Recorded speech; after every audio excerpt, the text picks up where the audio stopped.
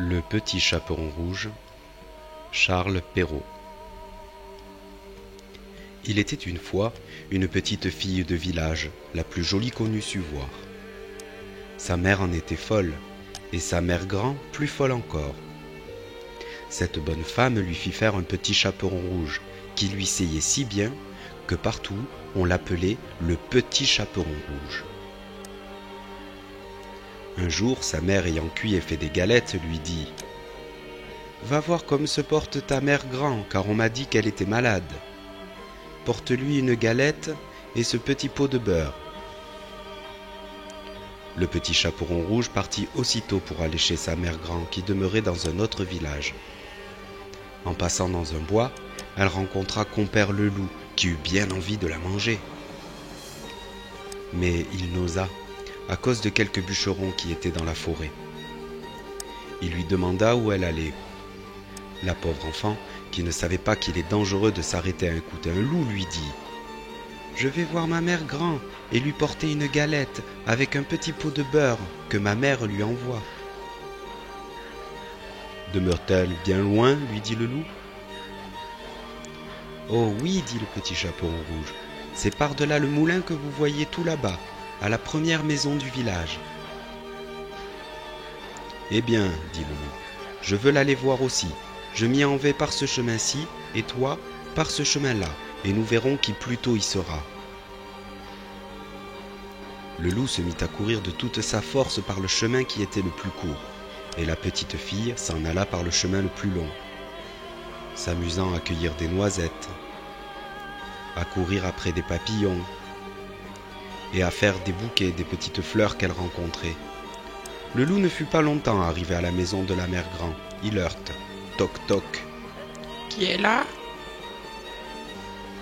C'est votre fille, le petit chaperon rouge, dit le loup en contrefaisant sa voix, qui vous apporte une galette et un petit pot de beurre que ma mère vous envoie. » La bonne mère grand, qui était dans son lit à cause qu'elle se trouvait un peu mal, lui cria « Tire la chevillette, la bobinette chèrera. »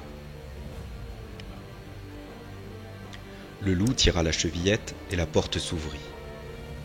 Il se jeta sur la bonne femme et la dévora en moins de rien, car il y avait plus de 3 jours qu'il n'avait rien mangé. Ensuite, il ferma la porte et s'alla coucher dans le lit de la mère grand en attendant le petit chaperon rouge, qui, quelque temps après, vint heurter à la porte. Toc toc. « Qui est là ?» Le petit chaperon rouge, qui entendit la grosse voix du loup, eut peur d'abord.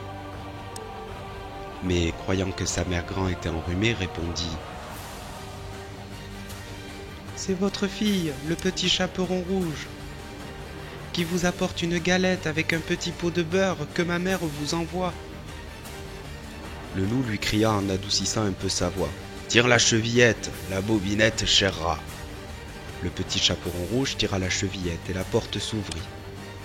Le loup, la voyant entrer, lui dit en se cachant dans le lit sous la couverture « Mets la galette et le pot de beurre sur la huche et viens te coucher avec moi. » Le petit chaperon rouge se déshabille et va se mettre dans le lit, où elle fut bien étonnée de voir comment sa mère grand était faite en son déshabillé. Elle lui dit « Ma mère grand, que vous avez de grands bras. »« C'est pour mieux t'embrasser, ma fille. »« Ma mère grand, que vous avez de grandes jambes. »« C'est pour mieux courir, mon enfant. »« Ma mère grand, que vous avez de grandes oreilles. »« C'est pour mieux écouter, mon enfant. »« Ma mère grand, que vous avez de grands yeux. »« C'est pour mieux voir, mon enfant. »« Ma mère grand, que vous avez de grandes dents. »« C'est pour te manger. » Et en disant ces mots, ce méchant loup se jeta sur le petit chaperon rouge et la mangea. Moralité. Je dis le loup, car tous les loups ne sont pas de la même sorte. Il en est d'une humeur accorte, sans bruit, sans fiel et sans courroux, qui, privés, complaisants et doux, suivent les jeunes demoiselles jusque dans les maisons, jusque dans les ruelles. Mais hélas, qui ne sait que ces loups doucereux de tous les loups sont les plus dangereux.